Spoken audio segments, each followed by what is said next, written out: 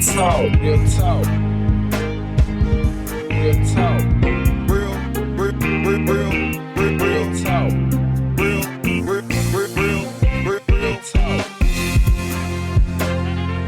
Welcome to Real Talk for Real Teens, the show where we uniquely combine the information teens need with the entertainment teens want.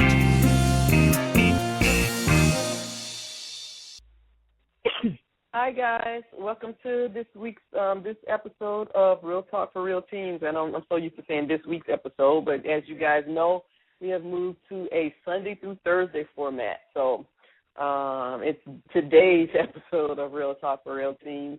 So welcome. And my name is Kim Creighton. I am your host as always. And today I have with me someone who's been on the show before, and her name is,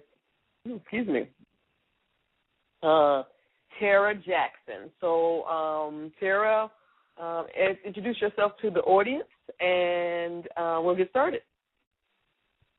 Okay, can you hear me? Yes, I can hear you fine. Hey there, I'm Tarra Jackson. Nice to be back on the show. Thanks for having me back on. I appreciate it. I am a single mother of a 17-year-old, a former teenager, probably still a teenager at heart. And I primarily deal with helping teens, their parents, young adults, and as well as adults manage their life with their finances to create millionaire mindsets, to help people either live within their dreams or live within their means or live the dreams of their life. So I help people with finances. I'm also known as Madam Money. And I can be found on every social media you could possibly think of, but the best way to reach me is via my website, www.tarra.jackson.com. So, again, thanks for having me on. I'm excited. All right, good. Welcome back. So what 21st century skill are we going to be talking about today? Collaboration.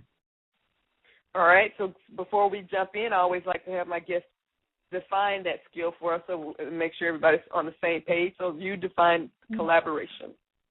My definition of collaboration is cohorting or connecting with one other person other than yourself or more people in succeeding or achieving a similar goal or desire or want. And I'm really big on collaboration. I do a lot of collaborating with work where I connect with other professionals and we build success together because it helps me out as far as with ideas and so forth, but also if there's monetary expenses, I get creative ideas to offset that or it's sharing the expense, but also it just helps me to get connected with other people that I might not have been able to get connected with if I did it alone. So collaboration, even as a young adult, or I still call myself a young adult, is very important, and it's very important for younger kids, young adults that are coming up, especially in the workforce or dealing with their finances. Collaboration is really key, and it's going to help them to be successful faster. All right. Well, let's get started on this conversation. So we're talking about collaboration and how it's and how you've used it to build and grow your business. I know it's an integral part of what I do because, in particular, both of us are small business owners.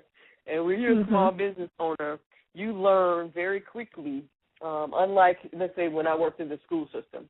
Everything I needed was there. Right. If I needed a sub for the day, I knew where to go to get the sub. If I needed something copied, that resource was taken care of. If I need to put in grades, that resource was taken care of. To do things, all those things on my own, if I wasn't able to collaborate, would be the resource expenditures would be astronomical, and would it would just be cost prohibitive for me to do it as a small business owner.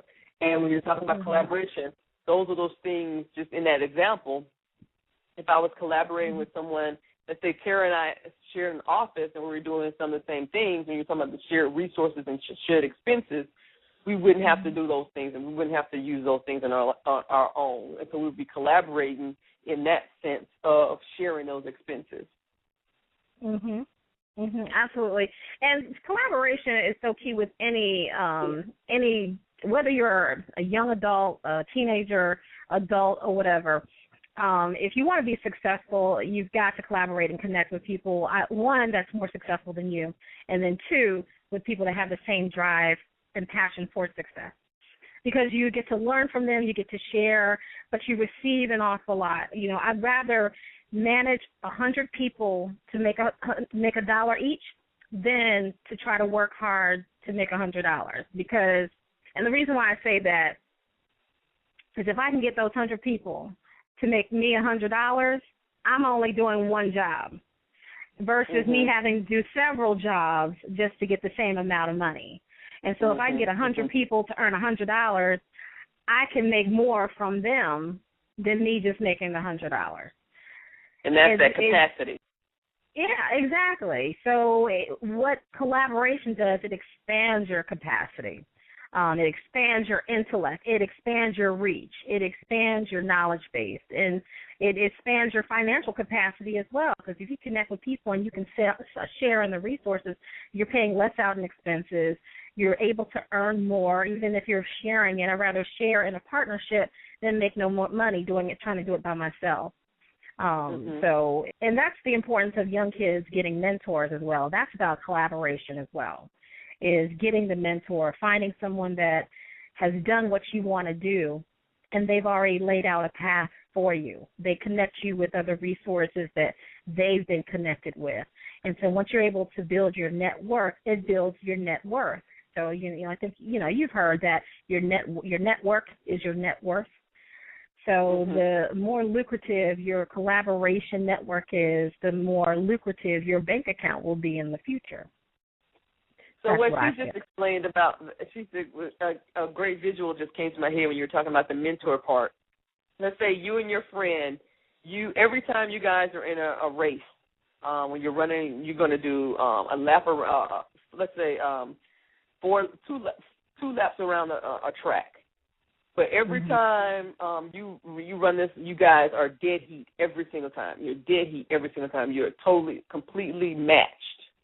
Well, if your friend got a mentor, it's as if they've taken a whole lap off his race. So you're both completing the same lap, but he has one less lap to run. So you're going to, be at the finish line at the same time, but you still have another lap to go. Absolutely. So and in the having same that mentor go ahead. Well, you go ahead and finish yours.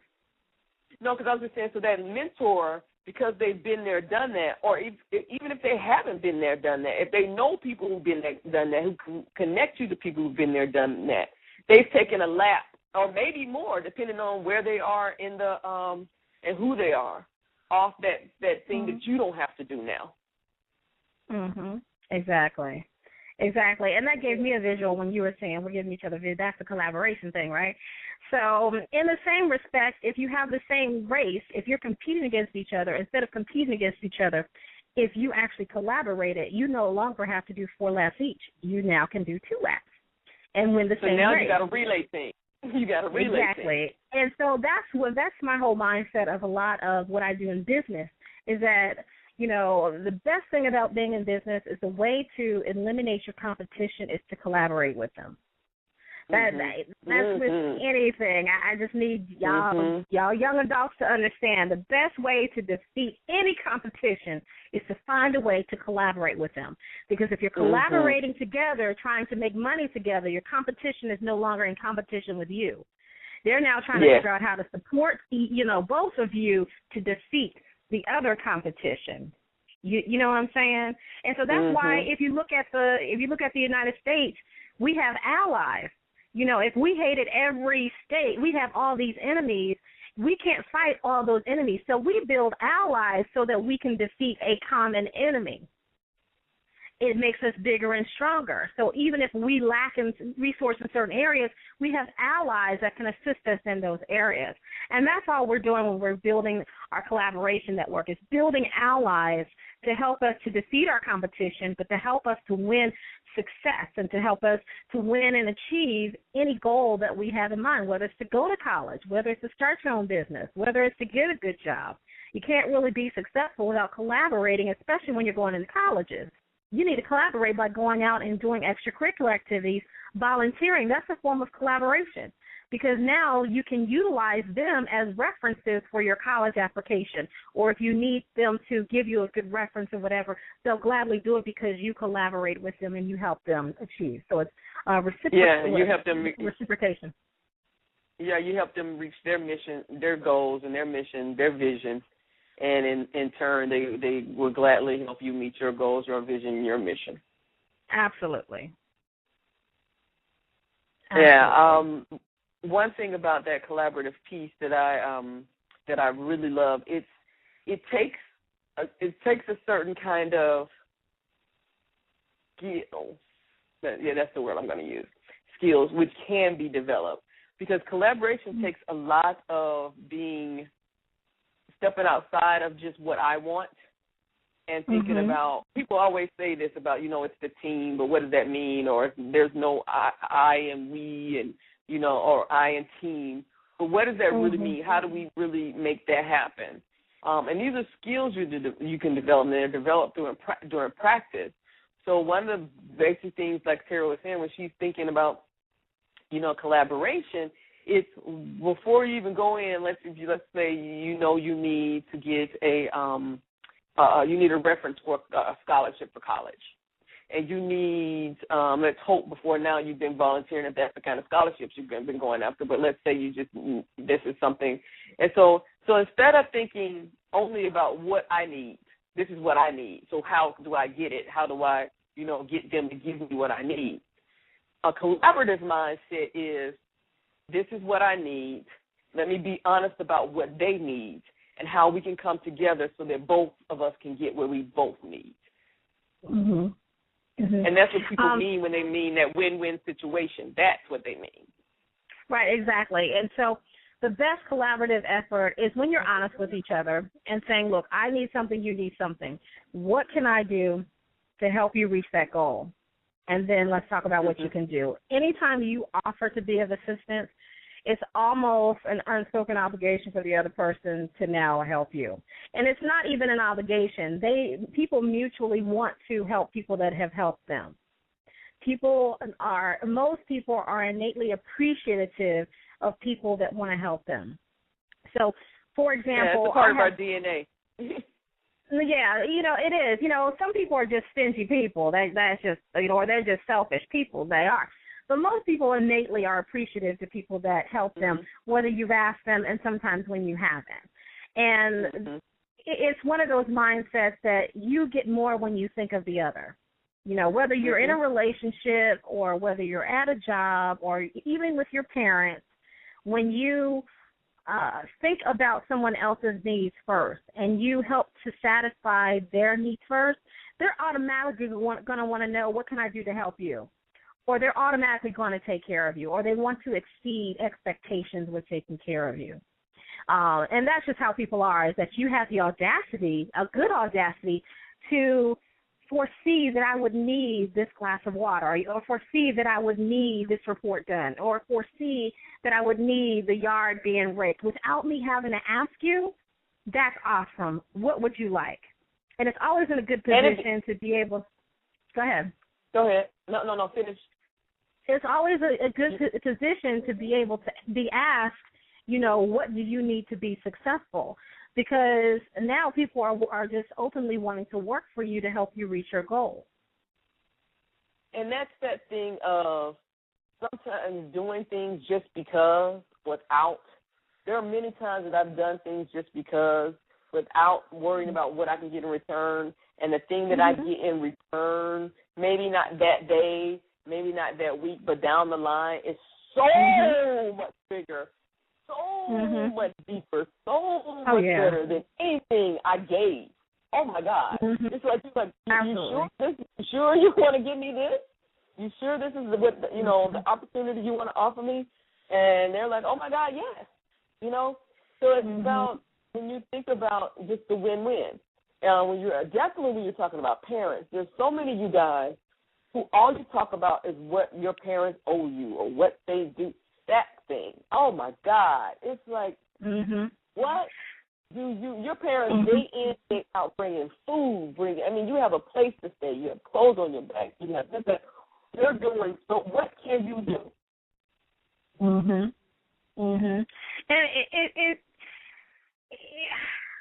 I absolutely agree with that. And I'm gonna say this, because the family is a collaborative effort. What are you doing to add to the collaboration of that family? It's not just your parents. You are a part of that collaborative unit. So what are you adding to make that better? It really comes down to not only with just the family, but anything in life, and it's about how plants and trees grow. And we all heard, you have to sow, you reap what you sow. But the object of the game is that you have to reap. You have to sow first. You have to sow before you reap. You know what I'm saying? So you can't go to a job and expect them to give you a raise when you haven't sown that extra money. You know what I'm saying? You can't go, and I was telling my son this the other day, you can't come to me and ask me for all this stuff when I have to make you do the stuff you're supposed to do. You sow the seeds, and even when you are, doing those nice things, you may not reap the harvest or reap something right away, but your harvest is going to be so much bigger once you just continue to sow those seeds. And that's what collaboration is really about. It's about sowing seeds so that you can reap the harvest when you really need it. Yeah. And when you're patient about it and you're not rushing it or you're not forcing it, but you genuinely want to help people, and you're going to get something out of it later. But when you genuinely want to help people, or you genuinely want to have a collaborative spirit and collaborative help, or a team spirit or whatever, it's going to reap you something bigger. Your harvest is going to be much bigger down the line. But we have to sow the seeds first. And a lot of people think they're going to reap. Go ahead. A lot of people think that they're reap it by just asking, or they get to reap before they sow, and that's just not how the law of nature works. It just doesn't happen that way. And also, what you're going to be getting back, as Tarra talking about reaping, you can get it in that moment. Let me give you an example of what I'm talking about. When you could have a conversation, or let's say you need to work on a project. That's a good one. You need to work on a group project. Would you rather be in a group of people with a collaborative mindset, or a group of people with an argumentative mindset, or someone who wants to be in charge all the time or give direction? That's an immediately reaping, because I have no desire to spend my time working on a project with a group of people who everything idea we come up with, there's an argument, or there are people who are doing absolutely nothing. And I know my grade is tied to this, so that now I have to do all the work just so I can get the grade that I need. And now I'm stressed out because I'm not getting the support that I want. And then you look over and you see that collaborative group over there. Everybody's taking turns. Everybody's saying, hey, I see that. Let me go get that for you. Oh, let me go online and look at that up. No one's having to be assigned anything. People are just taking on roles. Oh, that just hit me. And that's one major part of collaboration is taking responsibility of the outcome. So it's not about somebody. It's not about somebody having to be there to say, you, like you were saying, your son, you need to do that, you need to do this, you need to do that. This is what we want to get out of it. This is our end goal. What can I do to make sure that end goal happens? Accountability is one of those keys. Also, humility is another one. Yes. So if you have a whole bunch of chiefs that just want to tell everybody what to do, but you don't have anybody to actually do the work or come together to collaborate, it's going to cause havoc and cause ill feelings and all that. And sometimes you have to give up the need to be right to get things done. and that was very hard for me because, I'm always right anyway, right? So when it came to a disagreement, I always had to have last word, but that disagreement was taking us away from what we were trying to focus on. And we were wasting a lot of time arguing and not getting the work done. So as I, got older, I knew I was right. If they wanted to be right in their world, they're right. In real life, they could be wrong as I don't know what. But I had to give up the need to be right and be like, you know what? Whatever. Let's get back to work and let's work together. So giving up, having the humble spirit and, sometimes you have to give up the need to be right. Even when you are right, you can be right by yourself or whatever. Everybody else knows you might be right, but, sometimes you got to give up that need to be right. And that's what helped me with being, with a collaborative spirit. Sometimes it's just not about me. And sometimes I'm glad you added that part. I'm glad you added that part because it's not about being condescending either. Like, I know I'm right, so I'm just going to shut up, or because you guys are wrong. It is that it's something you just said. It just hit me again. What was the last you said? Sometimes it's not about me. Yes. Sometimes it's not about you, and that's the whole point. So it's not about so Sarah's not saying be a jerk. Oh, I know I'm right. So I'm just going to sit over here and shut up and just let y'all. I'm just going to do what y'all say, whatever. Because that's still that spirit. That's not. When you're being collaborative, you feel like you're on a high. All you're doing, you feel so much joy. It doesn't even feel like work. That's the difference between. Oh, it just feels so good. It's like, wow. And then the things you come up with, you're like, these are ideas and solutions that you could never have come up with by yourself. And then the connection. So, I may know a lot of people, but if I connect with someone that knows more people than me, that expands a whole lot of things. Like I'm collaborating, I should say, with a young lady right now, and we're working on a home buyers workshop. And so the things that I've done by myself wasn't as successful as the collaboration here because her network is so big. But when we come together and we think of ideas, what I think may be a good idea after talking it through, it may not be that good for this particular collaboration. But I have someone to talk about it and to be logical. So instead of me going out there and making mistakes and doing certain things, I have someone to bounce ideas off of to see if it makes sense or to talk about, I know that you think it's going to work this way, but as a consumer, I'm looking at it this way. So it's a great opportunity to have people to bounce ideas off of, to even make mistakes with, because you make mistakes with each other, you know what not to do before you actually do it in public. So, and it's not just about, business-wise and collaboration and school-wise, but when you get out into the real world, you have to understand how to collaborate, and collaboration is really a code word for relationship building. So you have to really understand how to build relationships with financial institutions or with key people that are going to affect your financial lifestyle for your money management success.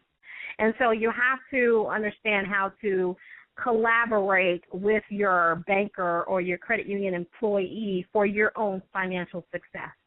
You're going to have to, and they can help you with understanding your credit. They can help you with certain things, but you just learn how to connect yourself and build relationships with other people that's going to help you be better.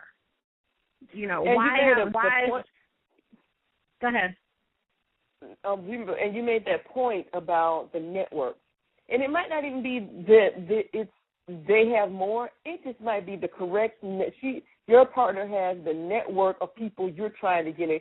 And you can have 1,000 people on Facebook, but if none of them have the interest or the money to purchase or buy what you're looking for, that's not a good network for you for that thing. Exactly. And so it's not. Exactly. So that's another thing about collaboration, because now you've doubled, tripled, quadrupled the people you are in contact with. So with that, we're going to take our break, and when we come back, I want you to give us the 3 tips for collaboration. Okay. Follow us on Facebook at Real Talk for Real Teens and on Twitter at RTFRT Radio. New or unknown music artists, we need you for the show. If you'd like your own mini concert, please send a request for information to realtalkforrealteens@gmail.com. All right, we are talking to Tarra Jackson, Money Madam, and we're Madam Money. See, thank you for correcting me. Not a problem. Madam Money, guys, get it right. Miss, I made a mistake, and she's going to give us our. No. I want to make sure they understand I made the mistake, so they're not looking for what I said. And give us your 3 tips, and then we'll close out the show. So my 3 tips for collaboration is, 1, to be honest. And when I say about be honest, be communicative and be honest with your expectations. It's okay when people make mistakes, like, as you did as well. As I make mistakes all the time, and so I learn from my mistakes. So be honest about your mistakes. Be honest when communicating with people, because that's going to build your relationship there. The second tip is communication. Is to be very and highly communicative, is to share what your expectations are, to help other people share what their expectations are. A lot of mishaps come in with collaborations or within relationships, whether it's personal, whether it's work-related, whether it's school-related, because people do not clearly explain expectations. So a lot of people have unspoken expectations, and when people don't meet those unspoken expectations, everybody gets upset. You don't be that person. So make sure that you communicate your expectations to make sure everyone's on the same page. And the last one is to, I think I mentioned this before, it's to have a humble spirit about the collaboration. And that's something that I really had to work on, because I was very confident, almost conceited in my abilities to do certain things. And so I was really a challenge to work with. I can say that now because now I've seen the error of my ways, and I'm, trying to correct them. I'm being honest with myself. But when you have a humble spirit, you get more bees with honey than you do with vinegar. And so when you have an open, receptive, and, nice spirit about yourself, people just want to work with you. They want to help you. They want to give you resources. They want to connect you with other people to help you because you have a genuine spirit. So when you have that humble spirit, that's really going to help you with collaboration. And everything else will generally fall into play. But really, to be honest about mistakes, be honest with people, communicate effectively, and that's explaining your expectations and having a humble spirit within the team effort and the collaboration effort. Well, thank you so very much. Before we leave, just give us your contact information again. Absolutely. And again, you all can connect with me, especially if you have any questions about money and credit. I love talking to teens about credit, the anatomy of the credit score, how to establish credit, and so forth. I'm actually doing a Young Money series where we're actually going to be playing a game. So you know the game Shark Tank? I'm actually going to be doing, I have a game that I created called Loan Shark. So it's similar to Shark Tank, but people are actually going to be soliciting the sharks their loan applications. So they're going to try to get the sharks to lend them money. So it's going to be fun. We're going to do it at Georgia Tech and everything. But if you want to know more about that and how much fun that is, or you want me to come out to your school, just go to my website, which again is www.tarra, Tarra Jackson, JACKSON.com. There you can connect with me via all the social media, Facebook, Twitter, Instagram, LinkedIn, Pinterest, anything you can think of. I'm actually on all of them, very active on all of them. Go to my website again, www.tarrajackson.com. Well, thank you, Tarra. Thank you again for agreeing to come on the show again and talk to the young people who are part of my audience. It is greatly appreciated, and thank you for collaborating with me on this episode. I thank you for collaborating with me. And I'll say goodbye. Bye. Okay, bye-bye. The Real Talk for Real Teens community is the premier membership organization for young professionals. Real Talk for Real Teens community provides the most comprehensive resources and education designed to advance the skills, integrity, and value of its members as professionals. Become a member at www.rtfrtc.com.